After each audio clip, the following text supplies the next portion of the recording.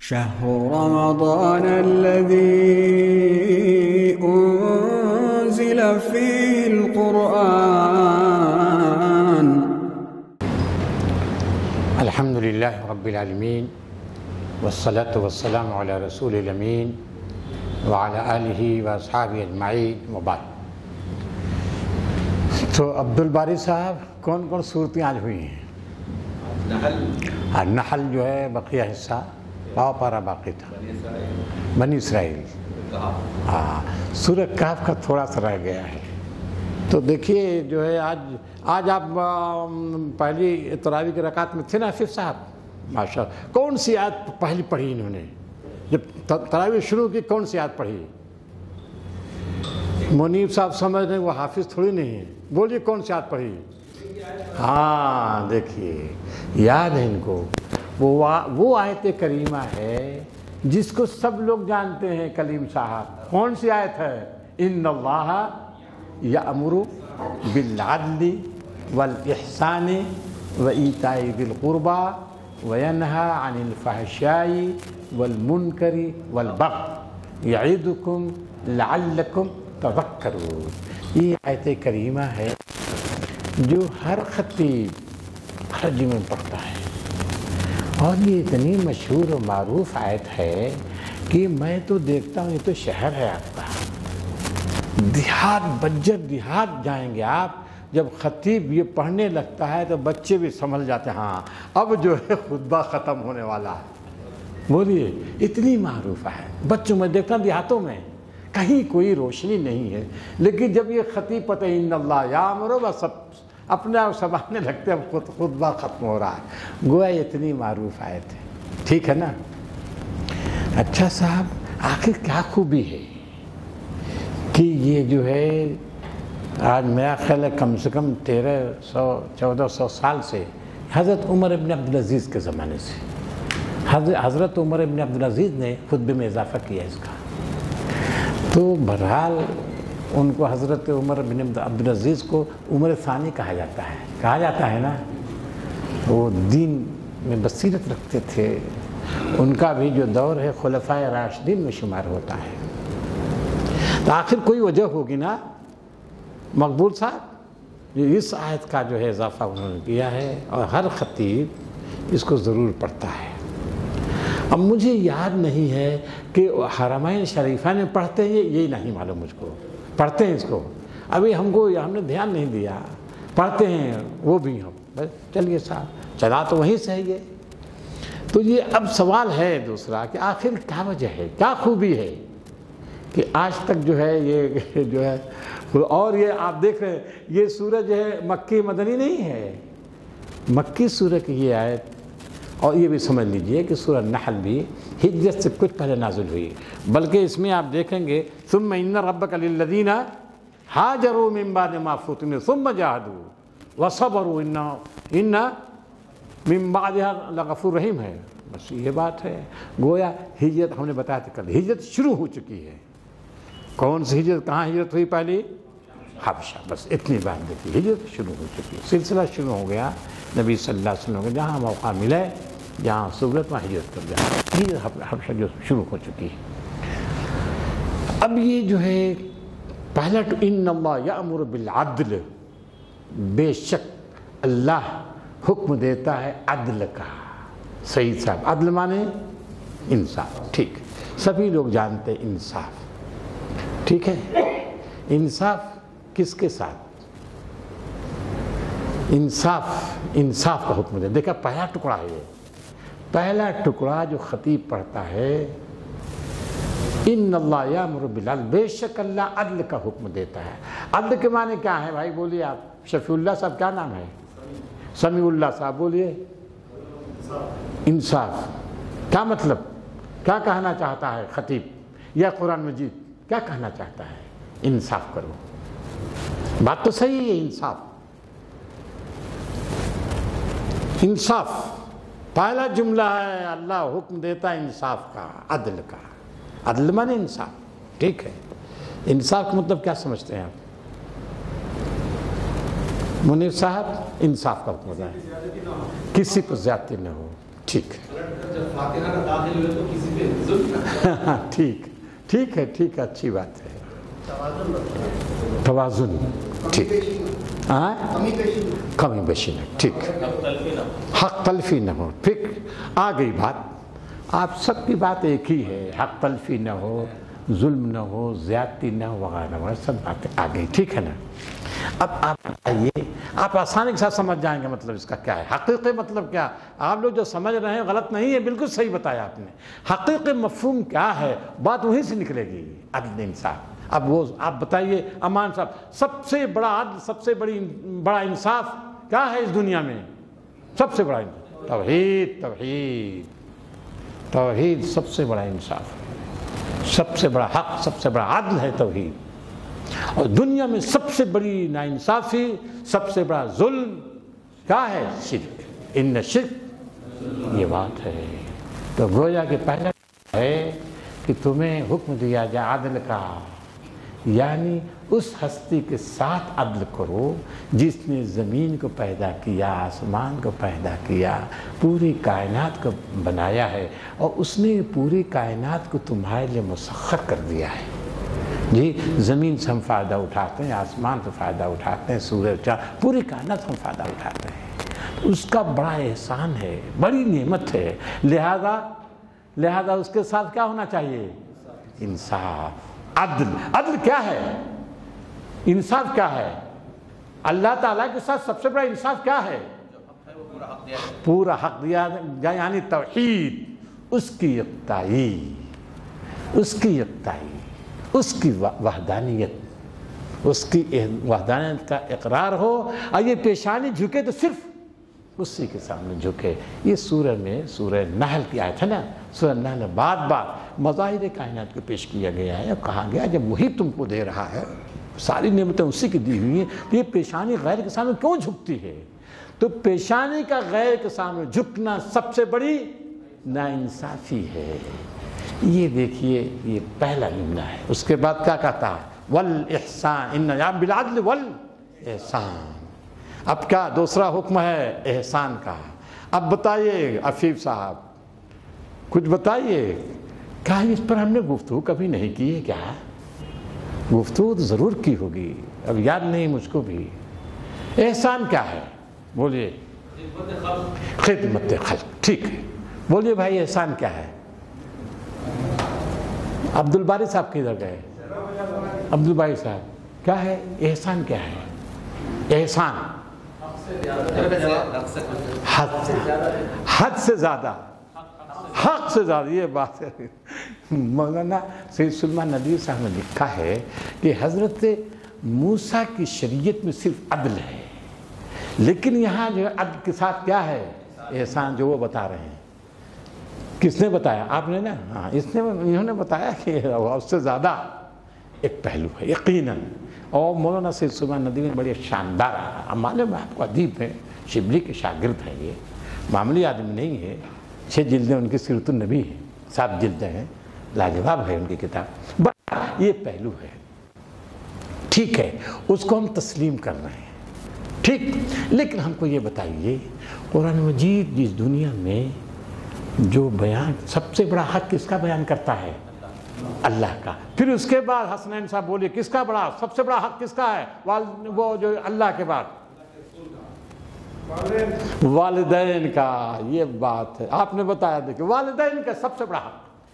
قرآن مجید جہاں بھی اپنا حق بیان کرتا ہے پھر اس کے بعد کس کا حق؟ والدین کا حق بیان کرتا ہے. یہ خاص بات ہے. ان اللہ یامر بالعدل والاحسان. آپ کہیں گے عفیف صاحب کے والدین کہاں سے؟ نہیں. جہاں بھی آپ دیکھیں گے کیا وَقَضَىٰ رَبُّكَ أَلَّا تَعْبُدُوا إِلَّا إِيَّاهُ. اللہ نے فیصلہ کیا اسی کی بندگی کرو. اور پھر اس کے بعد وَبِالْوَالِدَيْنِ وَبِالْوَالِدَيْنِ احسانا. تو اس کی جائے شغل احسان. اور اس کے بعد آ رہی ہے سورہ بنی اسرائیل کا یہ ہے ٹکڑا وَبِالْوَالِدَيْنِ احسانا. اور والدین کے ساتھ حسن سلوک کرو. اب دوسری بات یہ ہے کہ والدین سے مراد کیا سمجھتے ہیں کہ وہ مومن ہو مسلم ہو؟ والدین مومن و مسلم ہو نہیں نہیں غیر مسلم، اور یہ جو آیات اتر رہی ہیں بیشتر والدین کیا ہیں؟ مشرک ہیں، بیشتر والدین مشرک ہیں۔ جس پس منظر میں یہ سب آیتیں اتر رہی ہیں بیشتر والدین کیا ہیں؟ مشرک ہیں، اور صرف مشرک ہی نہیں ہیں بلکہ بچوں پر ظلم ڈھا رہے ہیں، ان بچوں پر جو ایمان لا رہے ہیں، ان لڑکوں پر والدین ظلم ڈھا رہے ہیں جو بچے ایمان لا رہے ہیں، ایمان میں شامل ہو رہے ہیں، اسلام میں شامل، ان پر مظالم ڈھا رہے ہیں، باپ بھی اور مائیں بھی۔ ارے صاحب بعض مائیں جو ہے نہایت یعنی وہ سنگ دل تھی، سنگ دل ایسی مائیں تھی جو اپنے بیٹوں پر ظلم ڈھا رہی تھی۔ تو یہ کیفیت ہے، تو قرآن مجید کہہ رہا ہے کہ وہ سنگ دلی کا مظاہرہ کر رہے ہوں والدین کافر ہوں، مشرک ہوں، ظالم ہوں، ملحد ہوں، مگر ان کے ساتھ بھی احسان کرنا ہے، ان کے ساتھ بھی احسان کرنا ہے۔ اب جو ہے حافظ صاحب وَلَا تَقُلْ لَهُمَا اف، اب آپ رک گئے تو وَلَا تَقُلْ لَهُمَا پر بولیے اف بعد میں۔ اب دیکھیے ہم تو مفہوم ہے، ہم کہا بعد دیا آپ نے اس کی جان نکال دی، کہا نا وَلَا تَقُلْ لَهُمَا اف، وہ پر کہیے، زور یہاں دینا چاہیے تھا، اف لہما آپ چلے گیا، یہاں سانس توڑ دیا، سانس ٹوٹ گیا تو اس کا کیا ہے؟ وہ معنی ہی ٹوٹ گیا، سمجھئے جو زور تھا، جو فورس تھا، ختم ہو گیا اس کا۔ یہ بھائی یہ شیلی ہے نا، قرآن کی شیلی بھی ایک ہے، اس کا آہنگ بھی ہے، اور آہنگ اسی میں ہے نا بھائی، معنی زور۔ یہ پڑھتے ہیں حافظ صاحب، اب مجھے سمجھ میں آتا ہے کہ سمجھ کر پڑھ رہے ہیں، زیادہ تر مجھ کو سمجھ میں آ رہا ہے کہ یہ پڑھ رہے بہت سمجھتے ہوں گے، کیونکہ انہوں نے بہرحال ائمہ حرم کے جو ہے انہوں نے کچھ سیکھا ہوگا اس سے جیسا، لیکن کہیں گڑبڑ ہو جاتا ہے اور معنی بالکل بدل جاتا ہے۔ تو یہ دیکھیے وَلَا تَقُلْ لَهُمَا اف، والدین کو اف نہ کہنا۔ اور ظاہر ہے جب وہ ستا رہے، آپ سوچ لیجئے ستا رہے ہوں گے، مکے کی زندگی اجیرن ہے، آقا اپنے غلاموں پر، ماں باپ اپنے بچوں پر ظلم ڈھا رہے ہیں، ایسے میں بچوں پر رد عمل ہو سکتا ہے مقبول صاحب کہ نہیں؟ رد عمل ہو سکتا ہے، اس وجہ سے ان کو سمجھایا جا رہا ہے کہ رد عمل نہیں آنا چاہیے۔ وَلَا تَقُلْ لَهُمَا اف وَلَا تَنْهَرْهُمَا وَقُلْ لَهُمَا قَوْلًا كَرِيمًا، اچھی گفتگو، شریفانہ کلام، جھڑکیاں مت دینا۔ لوگ جھڑکیاں دینے لگتے ہیں، خصوصاً بڑھاپے میں والدین کو جھڑکیاں دینے لگتے ہیں، یہاں قرآن مجید ہدایت دیتا ہے وَلَا تَقُلْ لَهُمَا اف وَلَا تَنْهَرْهُمَا وَقُلْ لَهُمَا قَوْلًا كَرِيمًا، شریفانہ گفتگو، شریفانہ کلام، انداز گفتگو شریفانہ ہو، جھڑکیاں نہ ہو۔ اچھا صاحب، تو یہ ہو گیا ان اللہ یامر بالعدل والاحسان، ہو گیا والدین، وایتاء ذی القربیٰ، اور کس کا حکم دے رہا ہے؟ اور رشتہ داروں کے ساتھ۔ اچھا دیکھیے اب بولیے پورا دین آیا کہ نہیں ہم کو بتائیے۔ اللہ کا حق ہو گیا، اللہ کے حق کے بعد کس کا؟ والدین کا، اس کے بعد سارے انسان۔ اور رشتہ دار میں کون آ جائیں گے؟ پوری انسانیت آ جائے گی۔ کیوں؟ من نفس واحدہ وخلق منہا زوجہا، ایک ہی ماں باپ سے تو پیدا کیے گئے ہیں نا۔ انا خلقناکم من ذکر و انثیٰ وجعلناکم شعوبا وقبائل لتعارفوا، سب ایک ہی ماں باپ کے اولاد ہیں۔ لہذا ایتاء ذی القربیٰ میں کہا جائے گا؟ بولیے پوری انسانیت، جیسا کہ ابھی کل یا پرسوں ہم نے رستم کے دربار کا قصہ ہم نے سنایا تھا کہ وہ کیا ہے، ساری انسانیت ایک ماں باپ کے اولاد ہے۔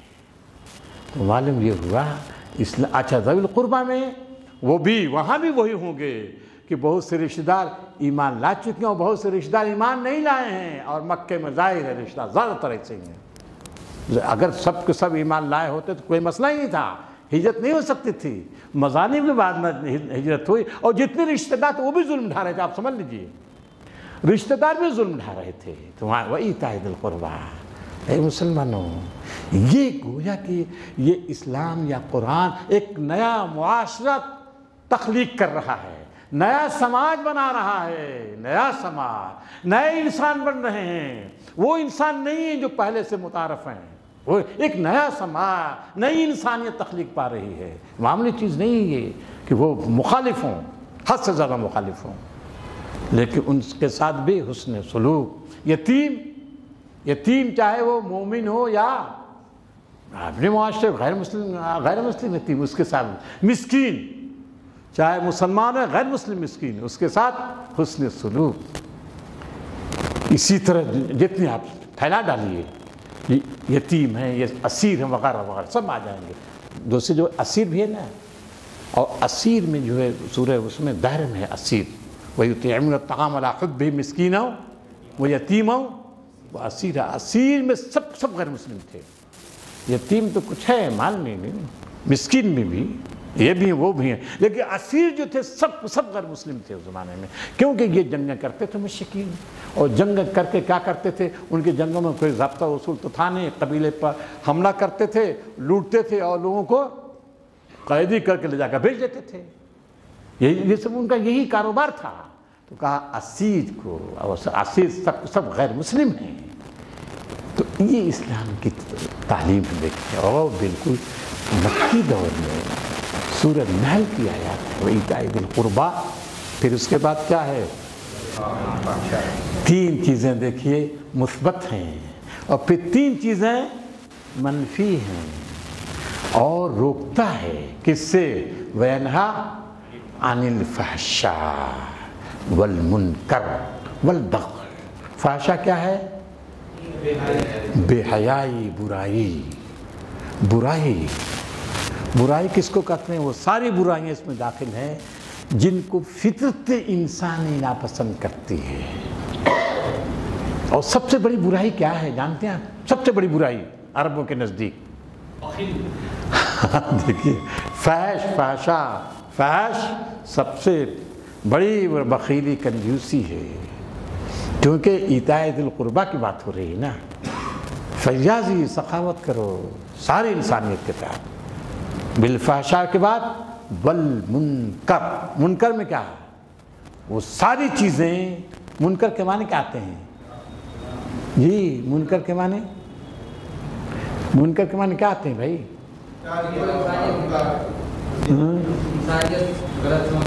منکر کے معنی فرید صاحب کیا آئے گا، منکر معنی انکار،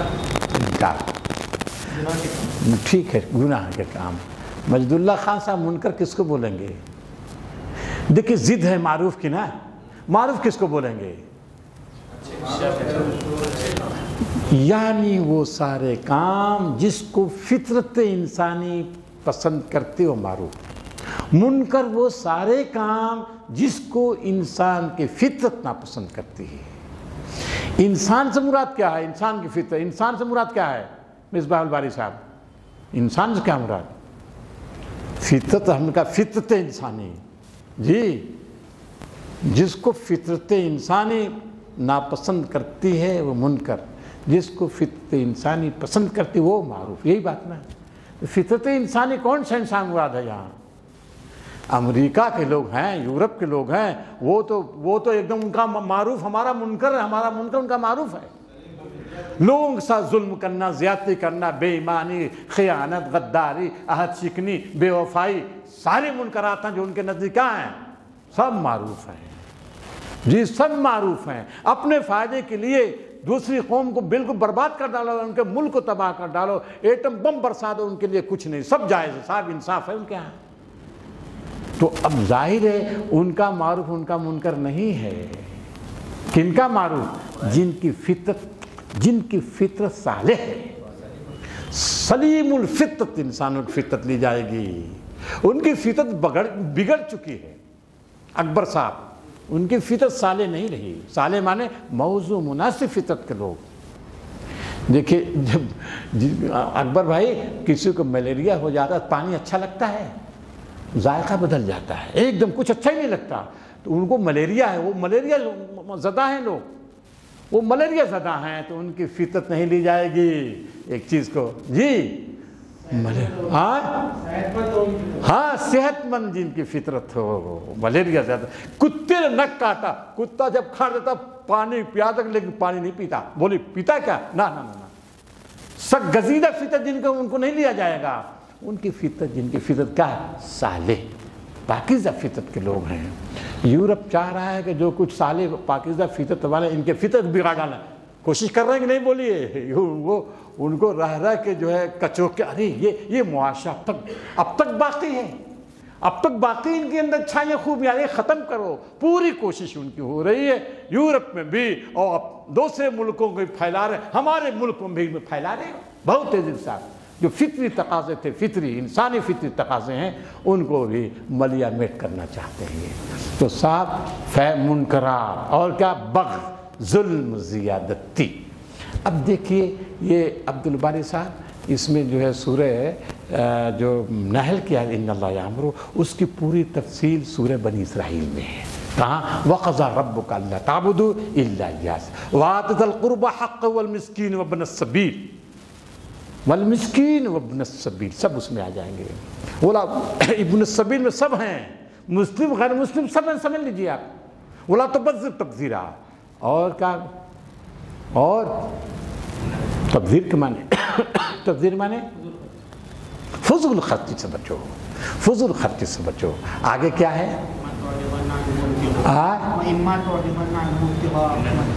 وہ آگے جو کان ان المبذرین کانوا اخوان الشیاطین وکان الشیطان لربہ۔ آگے چلیے، اب آگے سب بڑھیے آگے۔ ہاں ولا تجعل یدک مغلولۃ الی عنقک ولا تبسطها کل البسط۔ کہتے ہیں کہ میاں نہ رہو، ایک دم سے پورا خرچ نہ کر ڈالو، ولا تبسطها کل البسط فتقعد ملوما محسورا ہے غالباً، یہی ہے نا؟ ہاں یار، ولا تجعل یدک مغلولۃ کیا ہے؟ وَتَبْسُطَا كُلَّ الْبَسْطِ فَتَقْعُدَ مَلُومًا مَحْسُورًا۔ پوری طور پر دولت مت لٹا دو اور پھر بعد میں بھیک مانگنے لگو۔ اس کی تعلیم نہیں دیتا، ارے یار کیا دیکھ رہے ہو، ادھر دیکھو، اب ہو گیا۔ اور پوری دولت مت لٹا دو کہ پھر بعد میں ملوم مانے ملامت زدہ، دیکھ رہے دیکھ دو یہ کتنا بڑا بیوقوف ہے، جدھر جائیں لوگ کہیں گے ملامت کرے گا۔ محصور کے معنی، محصور مانے نہیں، سین ہے، سواد نہیں ہے عبد الرشید صاحب، سین ہے۔ کیا ہے محصور مانے؟ نہیں معلوم آپ کو، بتاتا ہوں۔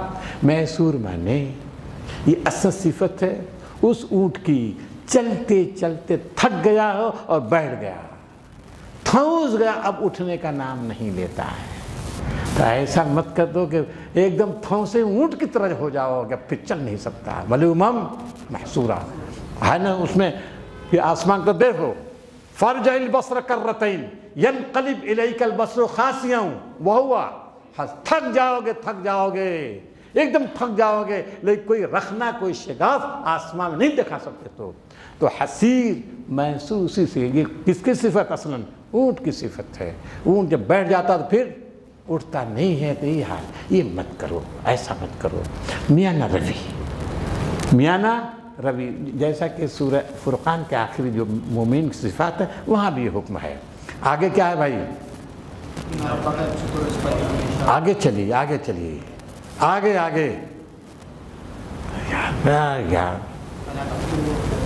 وَلَا تَقْتُلُوا أَوْلَادَكُمْ خَشْيَةَ إِمْلَاقٍ۔ اب یہ دیکھیے کیا ہے، سب منکرات ہیں، سب منکرات ہے، سمجھ لیجئے، اس کی تفصیل ہے یہاں۔ جو وہاں اجمال تھا ایک آیت میں، اس اجمال کو کھول دیا کہاں؟ سورہ بنی اسرائیل کی پوری ایک آیت میں پوری تفصیل بیان کر دیے۔ اور آپ یہ بھی سمجھ لیجئے مجید اللہ خان صاحب، اسی جو بنی اسرائیل کی جو آیات ایک رکوع ہے، اسی جو مدینے کا اسٹیٹ قائم ہوا ہے، اسی بنیادیں ہیں، اسی بنیاد پر اسلام کی عمارت یا اسلامی ریاست، اسلامی سیاست کی بنیادیں کھڑی ہوئی ہیں، اور کوئی چیز ہے ہی نہیں، یہی ہے، یہی چیز ہے، اسے پھیلایا گیا ہے۔ کیا؟ وَلَا تَقْرَبُوا الزِّنَا إِنَّهُ كَانَ فَاحِشًا وَسَاءَ، زنا کے قریب نہیں، کیونکہ وہ فاحشہ ہے۔ وہاں کیا کہا؟ إِنَّ اللَّهَ يَأْمُرُ بِالْعَدْلِ وَيَنْهَىٰ عَنِ تو زنا اسی میں آئے گا، فحشا میں زنا بھی ہے، ٹھیک ہے، یہاں صاف صاف کہہ دیا ولا تقربوا الزنا انه كان فاحشا وساء سبیلا۔ اس کے بعد کیا ہے؟ ولا تقتلوا النفس التي حرم الله الا بالحق، کسی کی جان نہ لو، کسی کو ناحق قتل نہ کرو، یہ بغی ہے، ظلم ہے، فساد ہے، منکر ہے، فحش، سب چیز میں کسی کے ظلم کے ناحق یہ چاہتا ہے کہ سب کی عزت، سب کی آبرو جی محفوظ رہے، سب کی جان محفوظ رہے، سب کا مال محفوظ رہے، یہ اسلام چاہتا ہے۔ اب مدینہ کا اسٹیٹ اسی کی بنیاد پر قائم ہوا ہے۔ ولا تقتلوا النفس التي حرم الله الا بالحق ومن قتل مظلوما فقد جعلنا لوليه سلطان۔ اگر جو کرے گا تو پھر اس کو اختیار ہے کہ وہ مقدمہ دائر کرے فوجی عدالت۔ وہ جو فوجی مقدمہ بنتا ہے، فوجی کیا بولتے ہیں، فوجداری بنتا ہے نا، قتل فوجداری ہے، فوجداری اس کو اجازت ہے تو جا کر جو اپنا مقدمہ پیش کرے۔ اچھا اس کے بعد کیا ہے؟ وَلَا تَقْرَبُوا مَالَ الْيَتِيمِ إِلَّا بِالَّتِي هِيَ أَحْسَنُ، اور یتیم کے مال کے قریب نہ جانا۔ یتیم کے مال کے قریب جانا کیا ہے؟ یہ فحاشی ہے، بے حیائی ہے، منکر ہے، ظلم و فساد ہے، یتیم کے مال کے قریب نہ جانا۔ اور چلیے پھٹافٹ پڑھیے اب، وَلَا تَقْرَبُوا مَالَ الْيَتِيمِ إِلَّا بِالَّتِي هِيَ أَحْسَنُ، یہی ہے نا، مگر اچھے طریقہ کیا ہے؟ اس کے مال کو بڑھانے کے لیے، اس کے مال کو ہڑپ کر جانے کے لیے نہیں، حتی یبلغ اشدہ وَأَوْفُوا بِالْعَهْدِ، اور کیا ہے؟ عہد کی پاسداری کرنا۔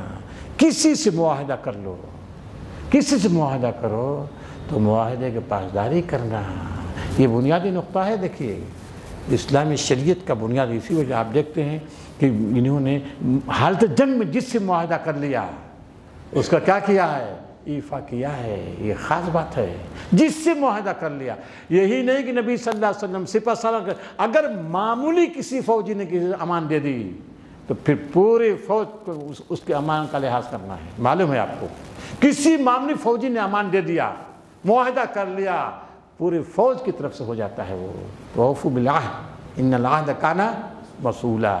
اور کیا ہے؟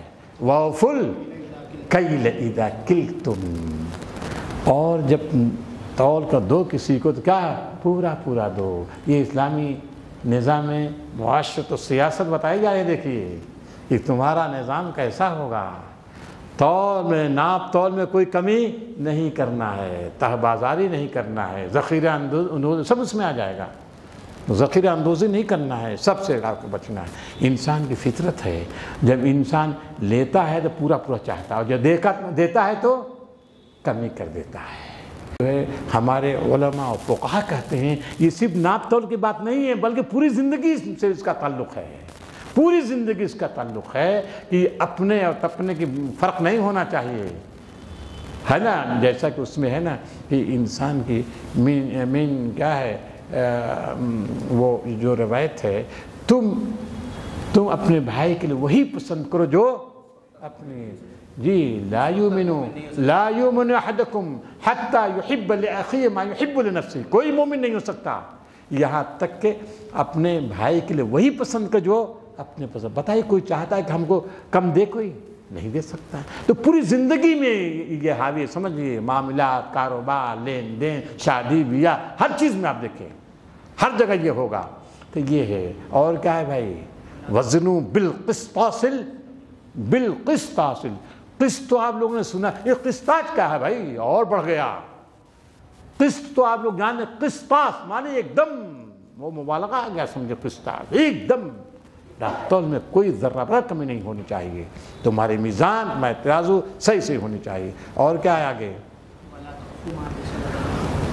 دیکھو یہ بھی ہے، وَلَا تَقْفُ مَا لَيْسَ لَكَ بِهِ عِلْمٌ، ان باتوں کے چکر مت پڑو جس کا تمہارے پاس علم نہیں ہے، بیکار باتوں میں اپنا وقت ضائع مت کرو، برباد نہ کرو، تم نہیں جانتے، ایران کے چکر میں اس میں وقت برباد مت کرو اپنا، جس کا کوئی فائدہ نہ ہو، جس کا تمہیں کوئی فائدہ نہ ہو۔ وہ اس میں اس کی وضاحت جو ہے وہ من حسن اسلام المرء ترک ما لا یعنی، اسی انسان کے اسلام کی خوبی یہ ہے کہ وہ لایانی چیزوں کو چھوڑ دے ایک دم سے، جی لغویات سے ایک دم، والذین هم عن اللغو معرضون ہے نا اہل ایمان، لغویات سے۔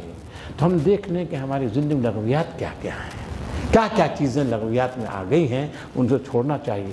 بہت سے رات موبائل دیکھ رہے ہیں، موبائل بڑی آسانی اور سمجھیے خوبصورتی سے داخل ہو گیا ہماری زندگی میں، ہے نا۔ ارے صاحب ہر آدمی کے پاس موبائل، ہر آدمی کے پاس موبائل، اور اس قدر دیکھ رہے ہیں لوگ موبائل، اپنا وقت ضائع کر رہے ہیں۔ آگے کیا ہے؟ اب دیکھیے وَلَا تَمْشِ فِي الْأَرْضِ مَرْحًا، اور زمین میں اکڑ کر نہ چلو، اکڑ کر۔ اب بالکل آخریات، ذَلِكَ مِمَّا، چلیے ذَلِكَ مِمَّا أَوْحَىٰ، ذَلِكَ مِمَّا أَوْحَىٰ إِلَيْكَ رَبُّكَ مِنَ الْحِكْمَةِ، یہ وہ چیزیں ہیں جو حکمت کی ہیں۔ اور آپ کو معلوم ہے نبی صلی اللہ علیہ وسلم کو مبعوث کیا گیا تھا اس دنیا میں، ان کی بعثت کے مقاصد میں کیا ہیں؟ یتلو علیہم آیاتہ ویزکیہم ویعلمہم الکتاب والحکمہ، حکمت کا تعلیم دیتا ہے۔ تو قرآن مجید یہاں اس سورہ میں جو ہے، اور پھر یہ ہے مکروہہ بھی ہے، آگے ہے اسی میں مکروہہ ہے نا۔ ارے مکروہہ دیکھیے اس میں آپ بھی حافظ ہیں، ہم بھی حافظ، اسی گڑبڑ نہ ہو جا رہا ہے۔ ہاں مکروہ تمہارے رب کے نزدیک سب ناپسندیدہ چیزیں ہیں۔ کس کی تفسیر ہو گئی؟ فحشاء والمنکر والبغی، یہ سب ناپسند، ساری چیزیں سب کو سب ناپسندیدہ ہیں۔ تو اس سے سمجھ مختصر یہ کہ سورہ نحل میں جو ایک آیت میں بیان کیا گیا ہے اس کی پوری تفصیل کہاں کر دی گئی ہے؟ سورہ بنی اسرائیل کے پہلے رکوع میں۔ اور یہ بھی سمجھ لیجئے اس کو بھی ہجرت سے پہلے نازل ہوئی ہے۔ اور ایک نقطہ اور سمجھ لیجئے منیف صاحب، یہ سورہ بنی اسرائیل کب نازل ہوئی؟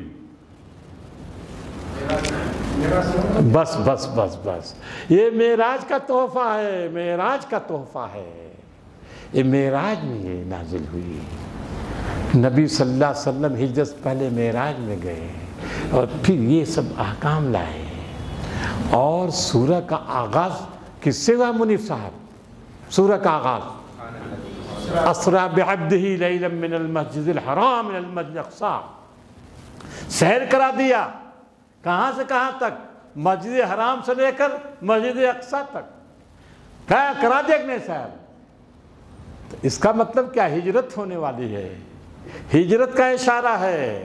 اور پھر یہ بھی اشارہ اس میں ہو گیا، سمجھ لیجئے کہ یہ جو ہجرت ہو جائے گی، نبی آئے گا، یہ جو ہے یہ مکہ جن کے قبضے میں نہیں رہنے والے ہے قبضہ، سمجھ گئے؟ یہ مشاہدہ کرا دیا گیا، یہ قبضہ اس پر نبی کا ہوگا، اہل ایمان قبضہ ہوگا۔ اسی پر نہیں قبضہ بلکہ مسجد اقصی بھی اس کا قبضہ ہو جائے گا۔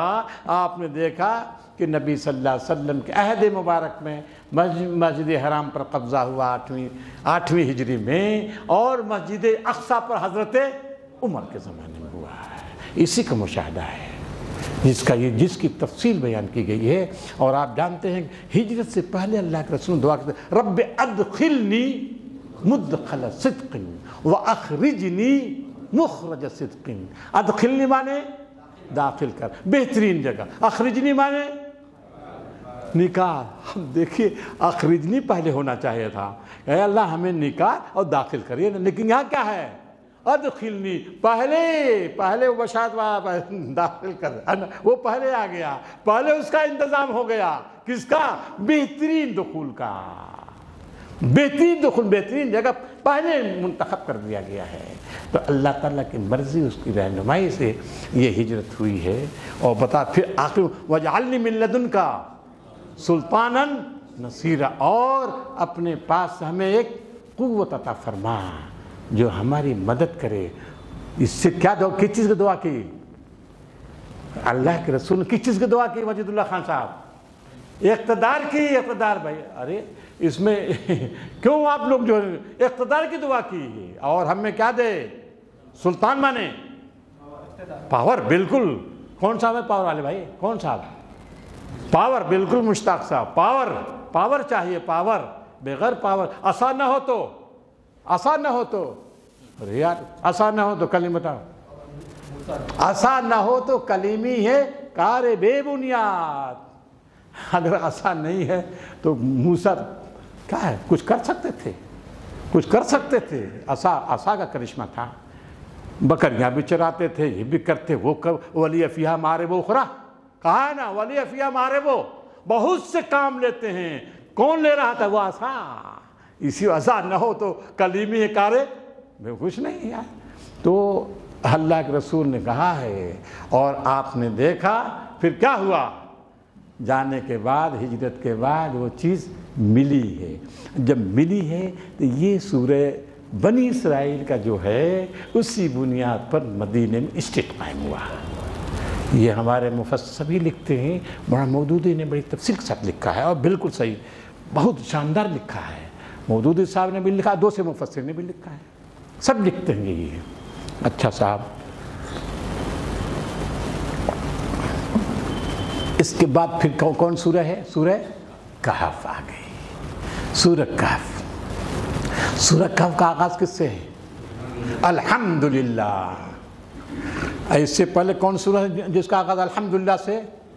سورہ انعام, الحمدللہ الذی خلق السماوات. اس سے پہلے کون سورہ ہے؟ سورہ فاتحہ. 3 سورتیں. اس کے بعد کون سورہ ہے؟ صبا. بالکل صحیح فرما, صبا ہے. پھر سورہ فاتر ہے. یہ الحمدللہ سے, ٹھیک ہے نا. اچھا, تو یہ سورہ کہف الحمدللہ سے. اور سورہ بنی اسرائیل کس سے آغاز ہے؟ سبحان الذی اسریٰ. سبحانہ سے, جی سبحانہ مصدر ہے. اور دیکھیے یہ بھی سمجھ لیجیے ذرا سا, بنی اسرائیل کا آغاز سبحانہ سے ہے, اور تسبیح یا یسبح سبحہ کا آغاز کس سے؟ کون کون صورتیں ہیں؟ ارے بھائی سورہ حدید سبحہ, کہیں سبحہ ہے, کہیں یسبح ہے. دیکھیے کہنا کہیں تسبیح ہر جگہ ہے, کہیں سبحہ, کہیں یسبح, کہیں سبحانہ, اور کہیں سبح اسم ربک الاعلیٰ. آپ سمجھ لیجیے, اسی کا نام تسبیح. سبحان اللہ و بحمدہ پڑھتے ہیں نا, حمد تسبیح. تو کہیں سبحانہ ہے, کہیں سبح اسم ربک الاعلیٰ ہے, اور کہیں سبحان الذی اسریٰ بعبدہ, کہیں سبح, کہیں یسبح ہے.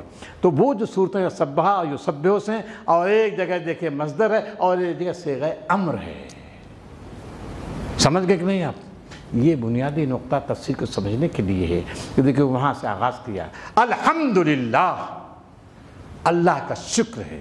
کس چیز پر شکر ہے صاحب؟ مجد اللہ خان صاحب, الذی انزل علی عبدہ الکتاب. شکر ہے اس ہستی کا جس نے کتاب کو نازل کیا. کتاب سے مراد قرآن مجید ہے. کتاب کو نازل کیا. قیما ولم یجعل لہ عوجا, اور اس کے اندر کوئی ٹیڑھ نہیں ہے. بات سیدھا سادہ جملہ, ٹیڑھ نہیں ہے. کیا مطلب ٹیڑھ نہیں ہے؟ کجی نہیں ہے. کجی نہیں ہے کیا مطلب؟ سیدھی صحیح بات, بالکل صحیح ہے, بالکل ٹھیک ہے. چلیے سیدھی ہے, حق و باطل کی فرق کرنے والی ہے. ایک نقطہ اور سمجھ لیجیے, بنی اسرائیل میں یہود کا تذکرہ ہے, ٹھیک ہے کہ نہیں؟ بنی اسرائیل میں یہود. اور سورہ کہف میں کن کا تذکرہ؟ عیسائیوں کا. عیسائی تاریخ ہے. دیکھیے اصحاب کہف کون تھے؟ نصارہ ہیں پکے. عیسائی کا مطلب وہ مسلمان تھے, مسلمان تھے. کہف کی تاریخ انہی سے, حضرت عیسیٰ کے لوگ ماننے والے تھے نا. یہ نصارہ ہیں یہ سب. تو بنی اسرائیل میں یہود, اور سورہ کہف میں نصارہ ہیں. اب ان کو وہاں سبحانہ سے آغاز کیا, اور یہاں الحمد سے آغاز کیا ہے, اور کہا ہے کہ اس میں کوئی ٹیڑھ نہیں ہے. مطلب کیا ہے؟ یعنی ان کی کتابوں میں کیا ہے؟ ٹیڑھ ہے. چاہے یہودیوں کی کتابیں ہیں یا نصارہ, ان میں کیا ہے؟ ٹیڑھ ہے, کجی ہے, ملاوٹ ہے. وَلَمْ يَجْعَلْ لَهُ عِوَجًا, اس میں کوئی ٹیڑھ نہیں ہے. قیم گیا پتہ, قیم. قیم مانے درست ہے, ٹھیک ہے ہر لحاظ سے, جس کو آپ کہتے ہیں پرفیکٹ ہے. پرفیکٹ ہے, اور وہ پرفیکٹ نہیں ہے. جب پرفیکٹ نہیں ہے تو رہنمائی نہیں دے سکتی. وہ انسانوں کو रहनुमाई नहीं दे सकती क्योंकि उनमें तहरीफ हो चुकी है, मिलावट हो चुकी है। अब इंसानों की रहनुमाई के लिए नाकाफ़ी हैं, इसलिए अल्लाह ताला ने ऐसी किताब उतारी जिसमें कोई टेढ़ नहीं है। अब फिर असहाब कहफ का तज़किरा हो गया है ना, मालूम है असहाब कहफ कितने थे, उनकी तादाद हमको नहीं जाना है। ये काम उनकी तादाद में झगड़ना किसका काम है? यहूद का, नसारा का है, मुसलमान नहीं। मैं कुछ नहीं, तादाद जितनी भी हमको इससे बहस ही नहीं है, ठीक है कि नहीं। और वो बहुत खूब लड़े हैं, बड़ा कल्बहुम बासुन, कितनी कहते हैं खमसतुन सादसुम कल्बहुम वगैरह वगैरह, राबेहुम कल्बहुम सामिनहुम कल्बहुम। अरे भाई इसी बहस की उन्होंने, यहाँ कोई बहस नहीं, हमारी नज़र कोई बहस ही नहीं। जितने भी रहे होंगे है, तारीख़ है, और तारीख़ गैर मामूली तारीख़ है। जब ईसाइयों ने उन पर, मुश्रिकीन ने जब ज़िंदगी तंग कर दी और कहा कि अगर तुमको रहना है तो तुम्हें ज़म हो जाना है, यही बात है ना, ज़म हो जाना है। फिर क्या कहा उन्होंने? तो कहा तकरीर की, ज़ोरदार तकरीर की उन्होंने, ज़ोरदार तकरीर की। कहा ऐसा हो नहीं सकता, हम अल्लाह ताला ईमान ले आए हैं, हम फिर नहीं सकते हैं, अल्लाह की ईमान से फिर ने ज़ोरदार तकरीर की। आखिर में दुआ की है, रब्बना आतिना मिन लदुनका रहमतन व हय्यि लना मिन अमरिना रशदा। रहमत के माने क्या है यहाँ? यूसुफ खान साहब, अल्लाह हमें रहमत अता फरमा। रहमत से मुराद तसल्लुत, हिदायत, रहमत से मुराद हाँ इस्तिकामत, रहमत से मुराद दीन पर इस्तिकामत, रहमा अल इस्तिकामा। ये जो है मुतक़द्दिमीन उलमा, मुतक़द्दिमीन जो मुफस्सिर, वो यहाँ रहमत को इस्तिकामत लेते हैं। ये गोया कि इस्तिकामत दुआ का, ये अल्लाह हमें इस्तिकामत अता फरमा। मुसीबत की घड़ी है, हाथ से अब जो है ये गोया कि कहीं बचने की जगह नहीं मिल रही है, हमको कोई पनाह नहीं मिल रही है। अब तू ही सहारा बन सकता है। रब्बना आतिना मिन लदुनका रहमा व हय्यि लना मिन अमरिना रशदा फज़रबना अला आज़ानिहिम फिल कहफ़ि सिनीन। फिर अल्लाह ताला ने उनको क्या किया? सुला दिया। कहाँ? फिल कहफ़ में, सिनीन, चंद सालों तक। सिनीन के माने चंद सालों, सुला दिया उनको। कहाँ सुलाया? पहाड़ में, गार में, असहाब कहफ़ गार में। खान साहब आप कभी गए कि नहीं वहाँ? असहाब कहफ़ गार देखा कि नहीं? हाँ हाँ, वो उर्दू में है, उर्दू में। और मैं गया हूँ लेकिन जा नहीं सका। ये मेरा ख्याल 30-35 किलोमीटर दूरी तक, वहाँ इजाज़त नहीं थी। ये होता है, बड़ा ख्वाहिश तो थी हमारी बरकत। देखिए ये है कि असहाब कहफ़ को अल्लाह ताला ने बचाया है। कहाँ बचाया मकबूल साहब? गार में। जब इंसानों की इस धरती ने अपनी आगोश जो है बंद कर ली, ज़मीन जो है तंग हो गई थी उनके लिए। इंसान जो है, जितना इंसान था उन पर जुल्म ढा रहा था, तो उनको निकाल फेंका है। किसी ने पनाह नहीं दी, तो पनाह किसने दी है? पहाड़ों ने दी है। लेकिन सवाल अब ये है, असहाब कहफ़ को तो पहाड़ों ने अपने आगोश में ले लिया। अब बताइए, दुनिया में वो कौम जिसको बार बार धमकी दी जा रही तुमको रहना नहीं है, अब कौन पहाड़ देगा? इतनी तादाद में दुनिया के पहाड़ इनको पनाह दे सकते हैं? बोलिए पनाह दे सकते हैं क्या? सहारा पनाह दे सकते हैं? सहारा भी नहीं दे सकते, दुनिया के पहाड़ भी नहीं दे सकते। बोलिए, उसने भाई 6 रहे 7 रहे 8 ये ना दे दिया, एक गार में आ गए। अब गार में कितने गार चाहिए? 22 करोड़ के लिए मस्जिदुल्लाह खासा मिलेगा गार? सहारा भी तंग है भाई, सहारा भी। बोलिए अब इनके लिए क्या करना है? पश्चे बायत कर, मतलब ये क्या करना चाहिए मुश्ताक साहब? हाँ क्या कह रहे? क्या किया? क्या कहा? हिमालय नहीं दे सकता, हिमालय नहीं दे सकता, कुछ नहीं है। अब इनके लिए काम यही है कि देखिए یہ دنیا جو چل رہی ہے، ہم نے پہلے ہی بتایا ہے، جو امور طبعی ہیں، بارش ہوتی ہے، کیسے بارش ہوتی ہے، سورج اگتا ہے وغیرہ، سورج ایک خاص وقت میں اگتا ہے، اس کا اگنا ڈوبنا یہ سب کس کے قبضے میں ہے؟ اللہ تعالیٰ کے قبضے میں، ٹھیک ہے نا؟ ٹھیک یہ انسان جو سیاست کر رہا ہے، اس پر بھی قبضہ کس کا ہے؟ اللہ تعالیٰ کا۔ مت سمجھیے اندھیر نگری نہیں ہے، یاد رکھیے گا یہ دنیا اندھیر نگری نہیں ہے۔ جس طرح اللہ تعالیٰ زمین آسمان کا مالک، ٹھیک اسی طرح پوری کائنات کا مالک ہے، اس میں انسان بھی ہے، انسان کا مالک ہے۔ جب وہ کسی خطے میں کسی کو حکومت دیتا ہے اور کسی کو جو ہے محکوم بناتا ہے، یوں ہی نہیں ہوتا، اس کی سنت ہے۔ عبدالرشید صاحب کیا ہے؟ اس کی سنت ہے، سنت۔ یہاں بھی اس کی سنت رائج ہے، اس کی سنت سے کوئی چیز جو ہے خالی نہیں ہے۔ جب اللہ تعالیٰ کسی قوم کے ساتھ بھلائی خیر کا معاملہ کرنا چاہتا ہے تو اس کے سیاستدانوں کو، اس کے حکمرانوں کو کیا کہ وَأَوْحَيْنَا إِلَيْهِمْ فِعْلَ الْخَيْرَاتِ وَإِقَامَ الصَّلَاةِ وَإِيتَاءَ الزَّكَاةِ۔ اچھے فعل الخیرات مانے نہایت عمدہ اچھے کاموں کے وہی کرتا ہے، وہی کرتا ہے، اچھے کام کرتے ہیں، اور پھر حکمرانوں کی اچھائی کی وجہ سے وہ قوم خوشحال ہوتی ہے اور پورا ملک سرسبز و شاداب ہو جاتا ہے۔ لیکن قرآن مجید کہتا ہے جب کسی کو برباد کرنا چاہتا ہے، وَإِذَا آج پڑھا ہے انہوں نے، آج اسی سورہ اس میں وَإِذَا أَرَدْنَا أَن نُهْلِكَ قَرْيَةً أَمَرْنَا مُتْرَفِيهَا فَفَسَقُوا فِيهَا فَحَقَّ عَلَيْهَا الْقَوْلُ فَدَمَّرْنَاهَا تَدْمِيرًا۔ لیکن جب کسی قوم کے ساتھ اللہ تعالیٰ بھلائی نہیں بلکہ اس کو مٹانا چاہتا ہے تو اس کے جو ہے حکمرانوں کو امرنا مترفیہ، خوشحال حکمرانوں کو توفیق دیتا ہے، اور پھر بغاوت، سرکشی، ظلم، بربریت کرتے ہیں۔ جب یہ دھرتی ظلم بربریت سے بھر جاتی ہے تو پھر کیا ہوتا ہے؟ فَدَمَّرْنَاهَا تَدْمِيرًا، تدمیر کر دیتا ہے۔ تو یہ دھرتی جس میں ہم ہیں ہمارا ہے کہ نہیں؟ ہاں، ہم کیوں اس کو برباد ہوتے دیکھیں بھائی؟